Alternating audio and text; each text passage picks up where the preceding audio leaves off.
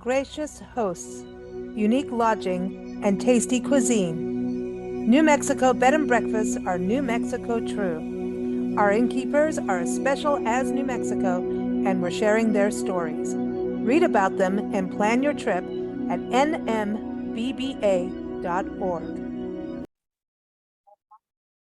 Hey, everybody, welcome to Big Blend Radio.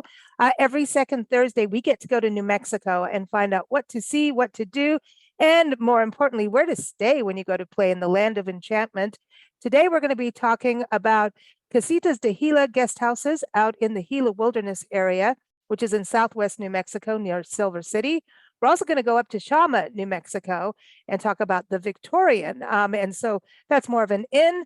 And of course, Casitas de Gila, they're more guest houses. And both of them are members of the New Mexico Bed and Breakfast Association. This is a great website to go to. You can see all these amazing places to stay. So you can go to nmbba.org, and it's linked up in the show notes. But we get to talk with them every second Thursday, which we love. So we get to get the scoop on New Mexico, and innkeepers know it all. Isn't that true, Becky? Welcome back to the show, Becky. Hi, how are you, Lisa? Good, yes, good. We know everything. We are the concierges for our area. That's true. It's very true. It's like if I need to go on a specific hike because, hey, maybe I've got a bad knee, you'd know which one to do off of your property out in the Gilas. Absolutely. Whatever your interests are, we can direct you to the best place for it. That's awesome. That's what we do best, because we're owner operators and we're here and we interact with our guests. And by the way, I want to just give a shout out to the new website for the New Mexico Bed and Breakfast Association. It's a beautiful site. Yeah, really gives you a good, view of what each bed and breakfast is, but you also have a good blog on there. So it keeps people up to date on what they can experience as well, which is really cool. So do you want to give everyone your website so people know where to go for Casitas de Gila? Our website is Casitas de Gila, and Gila is spelled with a G.com. Like we said, we're down here near Silver City in southwest New Mexico. So you've got to be near the Gila River. We are 15 minutes from the Gila River, and we sit right on Bear Creek. Oh, wow. Wow. So we have water all the time. Well, I'm closer to the Gila River than you are because it's my background. Yeah. But just kidding. I love your area because there's so much familiar. Yeah. And that was taken in summer too, a few years ago. So obviously I need to go back too. But we've got John and Veronica here. Welcome to the show. How are you? We're pretty good. We're honored to be asked to be part of this show.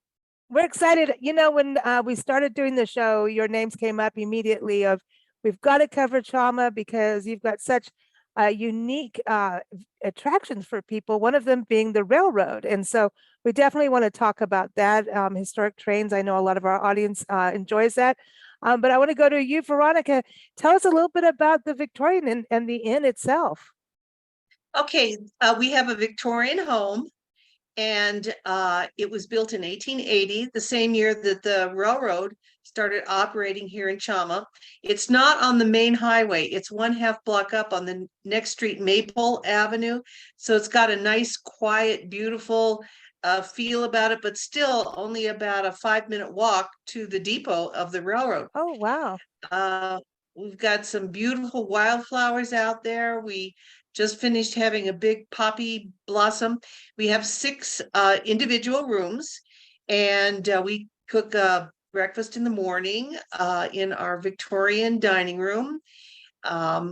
We offer lots of other things to do other than the railroad that include hikes and photography, and there's a lot of animals here, and there's horseback riding and fly fishing. It's a great place to be if you want some fresh air at a high altitude. Yeah, because you're really at the top of the state of New Mexico, right? So right. Kind of at the tail end of the San Juan Mountains, right? Right. If you go to the top of Cumbres Pass, the elevation there is 10,012 feet. Here in Chama, we're a little shy of 8,000. What's the specific? About 7,800 here in Chama, and we are just about 9 miles south of the Colorado border. So environmentally, it's more like mountainous Colorado than it is like down near where Becky is. in the Yeah. Gila. Right. But that's really neat because the San Juan Mountains are spectacular. I mean, they really are. I mean, just beautiful. I think I'd like to take the train next time I experience the mountains instead of driving the mountains. I did that $1 million highway thing. I don't need to do that. I think I'll come stay at your inn instead and be a little bit more relaxed. That drive, I don't know if it goes through the San Juan Mountains a little bit, but I don't know where it is according to Chama. I have to look at the map now. I think we were on the we ended up more on the Durango side. So how close are Yeah. you to Durango? We're about, well, what we like to say about Chama, New Mexico is that it's not at the end of the earth, but on a clear day, you can see it from here. So we are 100 miles north of Santa Fe, New Mexico. We're about 100 miles east of Durango, Colorado. We're about 100 miles west of Taos, New Mexico. And we're about 80 miles south of Alamosa, Colorado. And it's pretty remote. The nearest stoplight is 50 miles away and it's in a different state. See, so we've been real close to you, but obviously we took the wrong turn. You can blame me. I'm the driver and not very good at navigating. But really, yeah, so that's really, you're easy to get to in that you're so close to all these, hubs. So that's really good for people to know about Chama. But Becky, for you, you're also at the tail end of some mountains, I believe. We are at the tail end of the Rockies, basically the Rocky Mountains. The range near us is the Mogollon Range, and with the Pinos Altos Range just below it. So our tallest mountain down here is about 12,000 feet, Mogollon Baldy. And there's a lot of hiking that can be done in the Gila Forest and Wilderness down here. So we are really, really different from Chama. I would call us high desert. We have the mountains and we have the forest, but the rest of our landscape is a little more, it's not desert, it would be high desert because we have lots of pinons and junipers and mesquites. So it's a very beautiful landscape down here and very different from what you find in Chama. And, that's one of the really great things about the New Mexico Bed and Breakfast Association is the diversity of our members because they're scattered around the state. Yeah, and your area, your Four Seasons, because I've been out in the Gila area and even like near the Gila cliff dwellings in fall, and you have fall colors. We do. Which people don't expect in a high desert, but you do. That's right, we do. And generally peaking in late October, early November down here, except in the higher elevations, it'll be earlier. But yeah, and we have very mild winters. We get a few snowfalls, generally an inch or two, and then it's gone. So Four Seasons for you. Veronica, what about up in Chama? Are you Four Seasons for people to come and visit? Yes, and right now we're experiencing our lovely end of spring, and summer gets nice and cool here. I mean, it's never really, really very hot, but nice and sunny and cool. But then in the fall, our busiest season is September and October because people come here to see the aspen trees. And the train goes in and out of Colorado, New Mexico 11 times. So you see a complete alpine forest with beautiful gold leaves. And then in November, it gets to be cold, but not snowy. It really starts snowing probably after Christmas, maybe a little bit before Christmas. But what we have here is really good cross-country skiing. Up on Coombers Pass, they do have some groomed trails. People can do free-form cross-country skiing. And then in February, there's a big race called the Chama Chili Classic. So people come up here to be in this ski race, and they wear costumes, and it's really just a lot of fun. And then we have a balloon festival also in January, I believe. So all winter long, it's mostly winter sports, snow skiing, snowmobiling, cross-country skiing, mostly. Snowshoeing. Yeah. And unlike Becky, we get a lot of snow. We get a lot of snow. And the top of Cumbres this year, when they went to clear the railroad, it was about 10 feet of snow. Yeah. Wow. So does the railroad stop during the snow time? I mean, the railroad only runs from Memorial Day weekend till the end of the third week of October, which is once the leaves are gone off the trees then mostly the tourists have departed. But Okay. it is dramatic in the fall. In fact, on the railroad, we used to call it the gold rush because all of the aspens turn gold and Oh, we wow. are besieged with leaf peepers. So I bet. it's beautiful, beautiful country. So let's talk a little bit about the trains because you're also by Durango, and I believe Durango has a train out there. Correct. So it's two separate trains, and this is a historic train, like what you're saying, being built in 1880, right? And then this is when the train is started. So because this is, I mean, trains, rail history is really what made America become like a united country in a way. Let's not talk politics, but trains did it. I mean, even Correct. Tombstone, Arizona would not be Tombstone, Arizona. I mean, they were serving oysters and things from San Francisco in a tent city, a mining camp in teeny Tombstone because of the trains. And if it wasn't for trains, that wouldn't happen. What is it is. And what is interesting about this railroad in particular is that it really is a time capsule. The rails joined in Promontory, Utah in 1869, and 11 years later, in 1880, the rails first got to Chama, New Mexico. In the rest of America, the world moved on, but in Chama, New Mexico, it's still about like it looked in 1880. So it Wow. really gives the tourist an opportunity to step back in time and see the world in a way that is not possible anywhere else. Mm. So it's kind of like when the golden So spike it is, happened, like that era of. yeah, yeah, Wow. it's just shortly after the 11 years after the golden spike Wow. is when the railroad got here. And then it continued as a business up till 1968. And then the railroad got permission to scrap the line.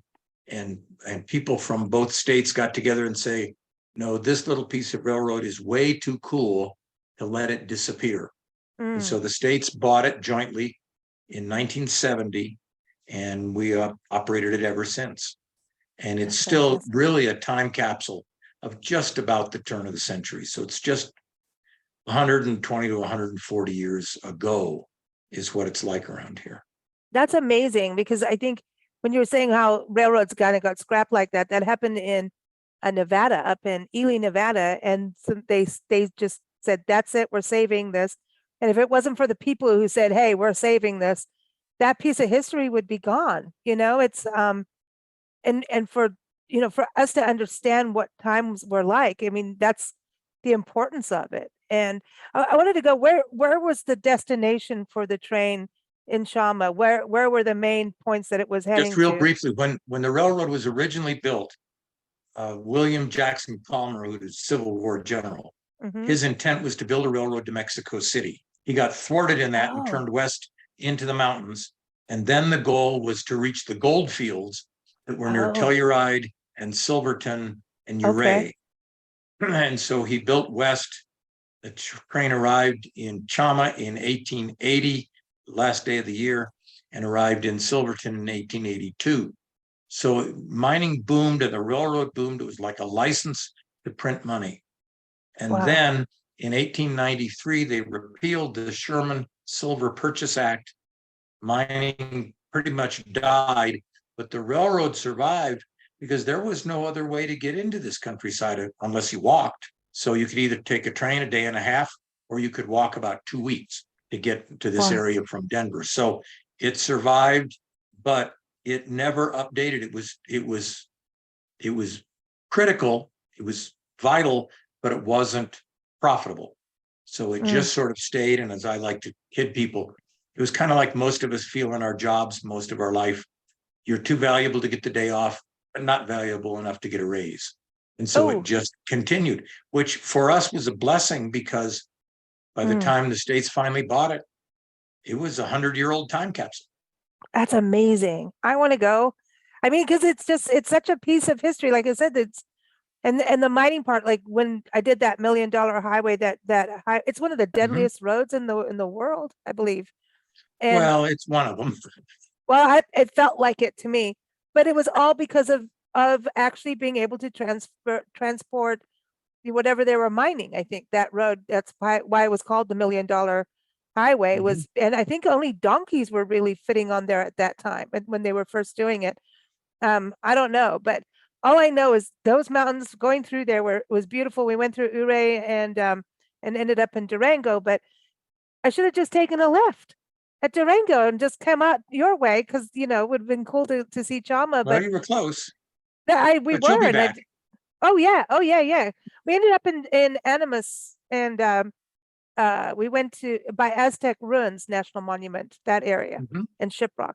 But oh yeah, Well, that's an interesting part about New Mexico in general, and this is true down where Becky is and true up here, is that this has got a really deep history that goes well beyond white contact.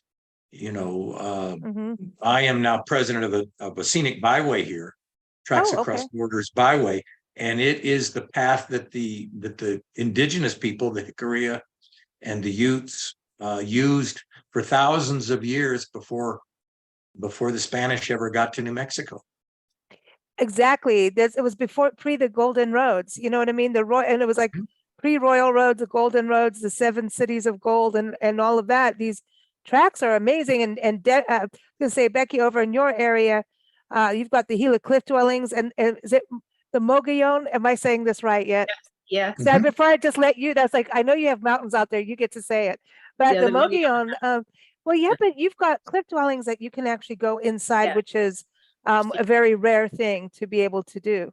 Yes, and our general feeling is come and see them soon because I don't think they'll always be open to the public. I agree. It's a lot of traffic and they take a lot of wear, but our cliff dwellings are wonderful. There's even in them, there's a storage bin area that still has corn cobs in it from when the Membrano Indians were here. And there's a lot of history, but there's a lot of mystery as well. About the cliff dwellings. They seemed to be only occupied for a very short period of time, and a lot of work went into them for a short occupancy, and then the people vanished again. So there's a lot of mystery. And there's other sites along the Trail of the Mountain Spirits in the Mimbres Valley. There is a historic site, the Mimbres Cultural Heritage Museum has a site there where you can get the history of the Mimbres people, and there's actually an archaeological site there that's being worked on. So there's a Wow. lot of history, and then you move up to a little more modern times, and you've got Geronimo and Magna Coloratus and the Apaches and all of that history as well in the area. And this, where we are now, right where we are now at the Casitas, this area was supposed to have been given to the Apaches. And this was in the late 1800s. And then gold and silver were discovered in the area. And that was the end of that. They got land in Arizona instead. And mining commenced here. So it's lots and lots of history here. That's why I think it's interesting. I think they're connected to this. A lot of people that also disappeared, and they're up in the Tonto National Monument area. Yeah. It's not far from you, so No, it's not. I think they moved around a lot, and I know I met John in Silver City, and I'm sorry I cannot remember his last name off the top of my head, but he had some macaw feathers and also shells that had mother of pearl, and he's like, yes, it's the trade routes that we had. Yes. And this was these were items that were handed down through families and traded. And he had a macaw feather. I'm like, really, all the way there? Like, I know I've seen it in museums, but you have one. He goes, yes, I do. So it's like, and he ran the powwows out in Silver City area. But that, it's interesting because you also, between you guys, you have Aztec ruins and Chaco, which is also mysterious as all get out. I mean, I don't know, man. I think people came from the sky and landed down there. I'm just saying. I think there's a little bit of that going on too, because you have big skies. Look at your sky, Becky. You've got night sky. That's one thing. It's a dark skies. New Mexico is really famous for having dark skies. What's Chama like for dark skies at night? It's got to be pretty brilliant. It's very good dark sky country. There is essentially no earth shine anywhere near here. As I say, the nearest stoplight's 50 miles away, and This is ideal. The nearest Wow. town with more than 2 stoplights is 100 miles away. So it's very clear sky. It's high altitude. It's about 8,000 feet. So one of the challenges here, and that's probably true where you are, Becky, is sometimes it's hard to pick out the constellations because there are so many stars Yes. that it's hard to know how to find them. It is dramatic country, particularly for people who live in urban environments and don't realize just exactly how much of that night sky is no longer visible. So, but it's really crucial for pollinators and for birds who are migrating to have those dark skies. Right. mhm. I've really been That getting is. into that. So, and people see it when they come to stay with you. Maybe they'll turn their outdoor lights on when they get home. Right. Well, we've had several people come who call themselves birders, and they come Yes. in spring, late spring, to come and see birds and bird migration. But I did want to mention, people ask me a lot. We grew up in Denver and we have a family, big family up there and friends. But they asked me, what's it like living in Chama? And I said, this house that we operate is a bed and breakfast, and this town is much like living in a movie set. Yeah. Because it is so authentic that when movie companies come here to shoot, they have to do very little to make it look like an authentic Old West town. And if people want to see what Chama looks like, the most recent movie that was filmed here is Hostels. And the last 4 or 5 minutes of that movie is filmed right down at the train depot and around Chama. And it gives you a really cool idea of what it's like here when you come visit and stay at our bed and breakfast. We cool. also had some commercials that were produced by Jason Momoa. He did a summer shoot, and he also did a winter shoot based on rugged sort of outdoor gear that he was promoting. We also did Wyatt Earp here with Kevin Costner. It was really quite a scene Why didn't because you they took call over me? the whole town. I'll come run your inn when they're in town. Are you kidding me? Okay, Right. I'll take care of we'll Jason phone you right up. Kevin Costner. No problem. Yes. Yeah. We'll phone you up. This is really amazing because New Mexico as a state has had such film history. In fact, Becky, I think we need to do a show dedicated to this. There's a whole map. There's like whole guides on it. You could travel New Mexico just looking at film spots. And then things like we were saying, Wyatt Earp, then it gets into where Wyatt Earp really was in the state of New Mexico. Billy the Kid hung out in, Becky's backyard, literally. Right. That's right. Well, and other people's backyards too. A lot of people are claiming him. Yes. There is history. There is Billy the Kid history. Billy got around. Yes, he has. You got around. Yes. Did you have any outlaws in your backyard? Well, there was a gang that robbed stagecoaches primarily just before the railroad got here, that started in Alamosa, Colorado, and basically finally ended up holed up down near a place called Amargo over west of Chama. And of course, there was also the Wild Bunch, which operated in the San Juans and That's right. robbed banks in Telluride, among other places. So yeah, And we we had our share, Yeah. although the West was not nearly as full of gunplay as we might imagine from what we see on Hollywood. So what we used to say about the railroad and Chama here is that what you get here is the authentic West, not the Hollywood West, but mostly this is what it was like and that's exciting. One thing I would like to add is one of the things we've enjoyed about running this bed and breakfast is the people who come to bed and breakfasts are the most amazing group of people. They are unique from the people who are going to big hotels, Hiltons and Best Westerns. And most of them have led such amazing lives. So we have really enjoyed opening up the house to them and watching the interactions that they have with each other while we're serving them breakfast, and made some marvelous connections that way, and facilitated connections between people who kind of came here for similar reasons, but had never known each other before. Yeah, I think you're really right. It's the authentic traveler, and it's an immersive experience. And that's when you travel, you want more than checking in with a thumbprint. Not Yeah. really. I mean, sometimes you want that, but not when you're going out to explore a historic Western town. No, we don't want the beam up Scotty. I want something authentic and to have those connections. And like we were saying, Becky, innkeepers know everything. You know all the gossip in town. I should be coming to you for stories. Right. Well, we had Butch Cassidy hung out here. He worked at the WS Ranch up in Alma, which is about an hour north from us. The Wow. story is that he hung out there in between jobs and worked on the ranch, and that while he and his gang were working on the ranch, there was no rustling going on at all. So the cattle rustling stopped completely while he was there, which is a great story. And also up in Alma, the area where he was, there's an old cemetery, an old Western cemetery, which is accessible. You can go in and read the headstones and whatnot from the late 1800s. Oh my gosh, I want to go. It's a wonderful thing.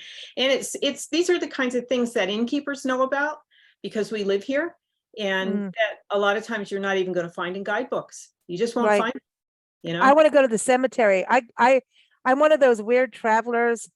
Like, I mean, we travel full time, Nancy and I, across the country documenting parks and public lands. And then we have this other list of stories that we're gathering for other people that are like, I assign you to this. One is law and order, historic courthouses, graveyards because of family history. And we found, I've actually learned more stories about people I didn't know were famous. Like America's very first bandstand leader is buried in Easton, Pennsylvania. I didn't even think about who was the first bandstand. Then you start getting into their lives, and no matter what, it's a rabbit hole. You shouldn't say that in graveyards, but it's true. You go in a graveyard, you're going to come out with 20 stories. Like, who is this person? Oh, she was the first silent film actor. Really? Now I've got to go find out who she was. And she was buried here. It's almost like, how dare you be at their resting space without knowing who they are? So you have this duty of going back and start finding out who these people are. And those graveyards, it's actually very important to visit them and support them. We now look at them as a park space because they're a public space, and because they're in dire need of upkeep and maintenance and funding across the country. It's a very interesting thing we've discovered. So a lot of master garden groups go in and take care of them, and it's just everywhere's different. But I want to go to yours, Becky. I want to go there. It's a great little graveyard. It's very interesting to read the headstones. Yeah, that is cool. That is very cool. So we've got outlaw history, we've got train history, got Native American, indigenous people history. Okay, we've got mining history. Can't forget that. There's another piece of history that it takes place up here in northern New Mexico, a little south of us. But this is the area of the beginning of the atomic age.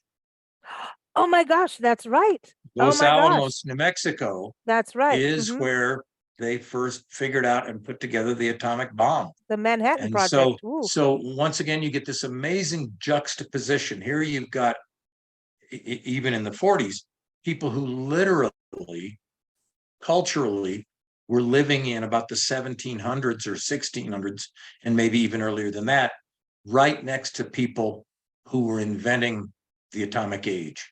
So there really is this amazing depth of history and cultural experience here. And New Mexico has done a wonderful job of keeping that alive. So, I strongly recommend that people come and explore New Mexico, and I recommend that they do it soon. One of the things we hear, particularly for the railroad here, is, well, this has been on my bucket list for years to come and see this stuff. And our experience is you need to get it off of your bucket list and get it on your bucket list and come and do it now. Yeah, exactly. Things change, right? I wanted to ask on the train, when people do the train, because it's popular, obviously, and for many reasons, but are there special events? Do they ever do special dinners? Or is it, this is exactly how it is every day, except for the scenery changes? It's kind of in a transitional period at the moment.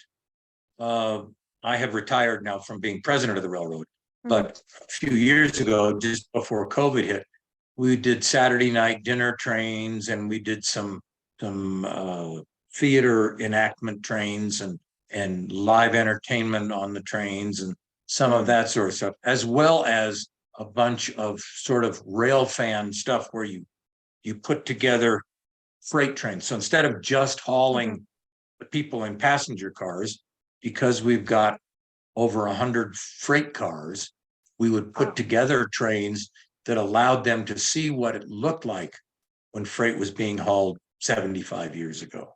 Wow. So there's a bunch of that stuff that has gone on as well. Wow. So people just have to kind of check and watch what's going on to see what, Yeah. Be part of it. I love that you're 4 seasons too, and that's a big deal. I wanted to go, Becky, you were talking about the Mogollon mountains, and then also the Mimbres people and that whole, all the different cultures. One thing I wanted to touch on is if people go to the Gila Cliff Dwellings National Monument, I think it's worth going into Silver City, not only to the museum, you've got an awesome museum there, but then there's also the Pottery Museum that is exceptional. I would go to Silver City just for that museum, quite honestly. Yeah, we have 2 museums. The one with the Mimbres pottery is connected with the university, Western New Mexico University, and they renovated a few years ago. They have an incredible display of pottery, of Mimbreno pottery there, and it's definitely worth a visit. For Silver City history, there's the Silver City Museum, and they'll run a show that runs for a few months, and then they'll change and they'll focus on something else. And that is a good overview of what this area was like when it was first started, because it was mining. It was mining that started the area. You got those 2 things. There's also a third museum south of Silver City in Deming, the Deming Luna Mimbres Museum. This is a very large museum, and it was entirely put together by the community. I mean, it's an incredible place, absolutely incredible place.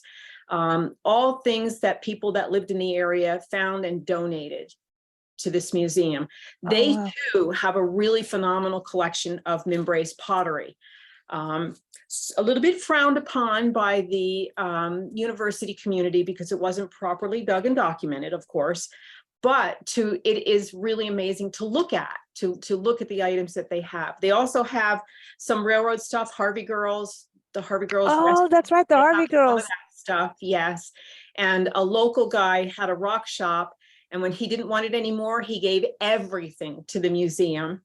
There's a children's room full of kids stuff, dolls and toys and all kinds of things that have just all from the early 1900s that have just been donated. A wonderful, wonderful museum. So there are 3 museums in the area to keep your interest. And in the ghost town of Mogollon, which is north of us, okay, in the summertime on the weekends, they have a little mining museum that goes into all of the stuff, the mining in Mogollon.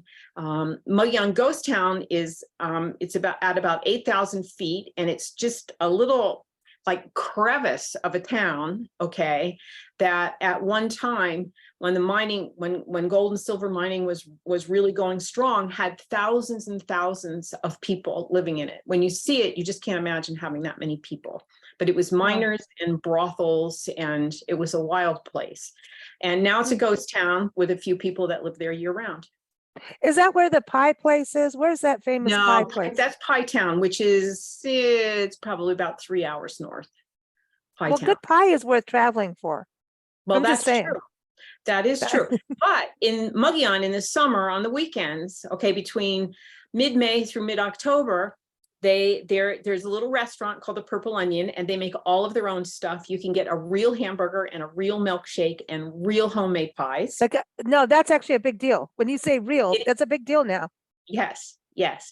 And there's a little craft shop, and then the mining museum. And it's a great place to go in the summertime because it's at 8,000 feet. So it's always cool.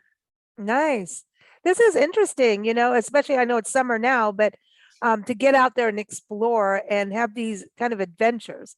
That's what I think. And then going back to a bed and breakfast or your guest house, and everyone has their own casitas at your place, Becky. And you don't make breakfast. People have it in their you've got supplies in your rooms, so you can That's leave right. at 4 in the morning. Over here at Chama, you guys are serving breakfast. Do you have museums for people to go to in Chama at all, or does the depot itself have any kind of displays for people? There is a museum related to the railroad here in Okay, good. Chama. And then, of course, when you get down near Abiquiu is Mhm, Georgia O'Keeffe country. And so that's there's a right. Georgia O'Keeffe museum down there, and then lots of museum Native American stuff down in Santa Fe. Right, and the Okay. Georgia O'Keeffe Museum in Abiquiu is just a little bit south of Ghost Ranch, which is a resort. Presbyterian Church owns a Ghost Ranch. We actually had the chaplain for Ghost Ranch stay here last week on his way down to do the summer stays that are there. They have a kid week and an art week and a family week, and that's just about an hour from Chama to even just spend a day down there. Oh, wow. Wow. I didn't know you were that close. Yeah, because you can't be that far from Bandelier National Monument then. No, Bandelier is not far. It's down Okay. kind of near Los Alamos. Okay. So yeah, Right. because I remember And of wanting to go course, to in Los Los Alamos. Alamos, there's the Museum of Nuclear Energy. Yeah. The Bradbury Museum is down there as well.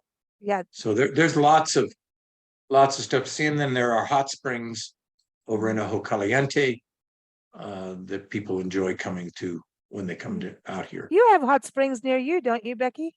There are hot springs near us. There are ones that are readily accessible and privately owned, but open to the public. And Faywood, just south of Silver City, and the Gila Hot Springs, which is up by the cliff dwellings.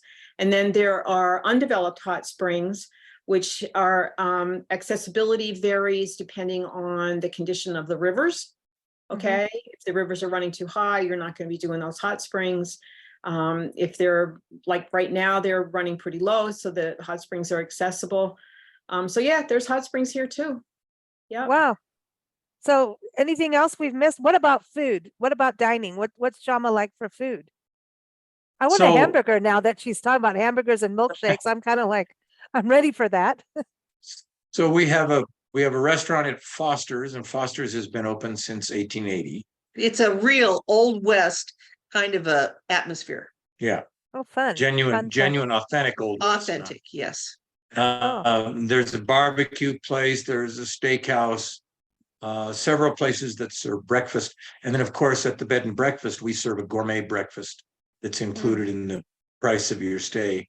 And it's a different meal every day, so that if you stay 4 or 5 days, you get different homemade bread and frittatas and huevos rancheros and But just on a 6 cents kind of thing, there are people who come up here specifically to visit places that are haunted. Now, our bed and breakfast is not haunted. It is not. But there are several buildings around here that are totally haunted. People come up to come and visit the spirits that are here. And in addition, you can't get 6 people who are local people who have grown up here who don't have a UFO story. This is a UFO. Big, oh, wow. Yeah, yes. This is big UFO country. Oh, Yeah. I love it. See, that's why I So- swear the UFOs landed in Chaco too. Like, I really do believe that. They must have. They totally must have. Because So there's everything's so perfectly circled. I'm like, how, come on. yeah. So Well, at least one of the UFOs. stories is that a UFO crashed over near Aztec in Mexico. Right. And they Okay. put the remains of it on a train, and it came across on the Rio Grande and spent the night in the roundhouse here in Chama on its way off to. So I'm wait a not sure. minute. You could actually have ghost UFOs, Yep. Oh, yeah, Yeah. totally. Yes. dude. Like, seriously, this is fun. I mean, that's, well, New Mexico, you got Roswell, right? You've got all of that, Yes. right? Right. Right. Becky, come on. Your There casitas are people- new, so I know you guys built your own casitas, so those aren't going to be haunted. But No. you never know. But there are people that live down here who will swear that UFOs have landed in the area. Mhm. So, What, you know, where's the Opera House near Silver City? Tres Pinos? up in Pinos Altos, yeah, the Opera Pinos House, Altos. the That's Boca supposed to, I restaurant. think that's haunted. I don't know.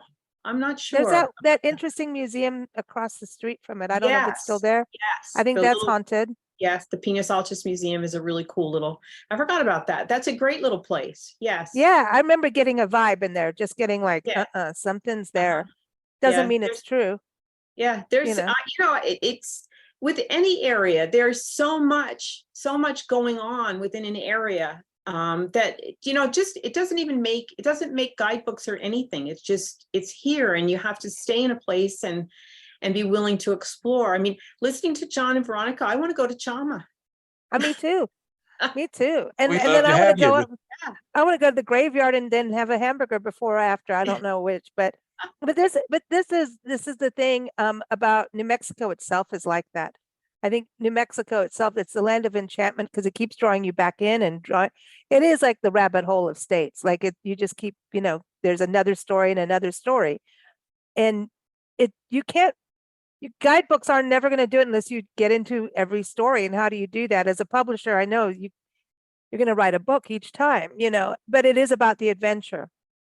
I Going would back say to that an inn is the same thing. Like you're saying, people get to talk about what they saw that day, build on the adventure for the next day, or even whatever, versus going into a cold room and not talking to anybody and not saying, dude, I saw this. You're not going to believe it. I felt the presence of a UFO in the depot. And I know it's a ghost UFO. Who else is going to listen to that? Maybe your family, or they'll just think you're whacked out. I don't know. they do call New Mexico the land of enchantment, and Mhm. it is not for no reason. Mm-hmm. And if you're in the bed and breakfast community and you get that chance to get away from the Denny's and the Motel 6s and the Best Westerns, you do find this whole other layer of stuff that if you're just zipping by on the interstate, you don't realize is here. And there's Exactly. this tremendous depth of history and story and scenery. And the bed and breakfasters are wonderful. They Mhm. have come to find it, and it's out here. I love it. I love it. Well, thank you all for joining us on the show today. Now we're gonna have to come back west, man. We're close. We're kind of close to recording this. Today we're close. We're close-ish today. How far is Kansas City from New Mexico? Not too far. It's not bad. It's just a drive Well, across. Kansas City is, I could take a western train. Missouri, so I could so take you a got to get all train. the way across Kansas and most way across Colorado. But you Yeah. can make it in a good long day. Yeah. Everything's close to us the way we travel. So definitely, everyone, again, on nmbba.org is the website for the New Mexico Bed and Breakfast Association. We do the show every second Thursday. We talk about the inns, always a authentic, unique stay. As we talked about today, the innkeepers are a wealth of knowledge. Also go to casitasdegila.com, and that's to learn more about Becky and her husband's property. And they also have an art gallery on site. And so again, more casita style lodgings. And then also go to the victorianchama.com. So that's more of a Victorian inn with breakfast. And of course, keep up with us at bigblendradio.com. I will put the links to all the websites in the show notes. So whether you're watching on YouTube, listening on Spotify, Apple, Google, wherever it is, the links are there so everyone can access easily. Thank you so much for joining us. Thank you, Lisa. Thank you for having Thank you, us. Becky, Thank you. for all your Okay. work. Yes, thank you. Nice to meet you guys. Safe travels. Gracious hosts, unique lodging, and tasty cuisine. New Mexico Bed and Breakfasts are New Mexico true. Our innkeepers are as special as New Mexico, and we're sharing their stories. Read about them and plan your trip at nmbba.org.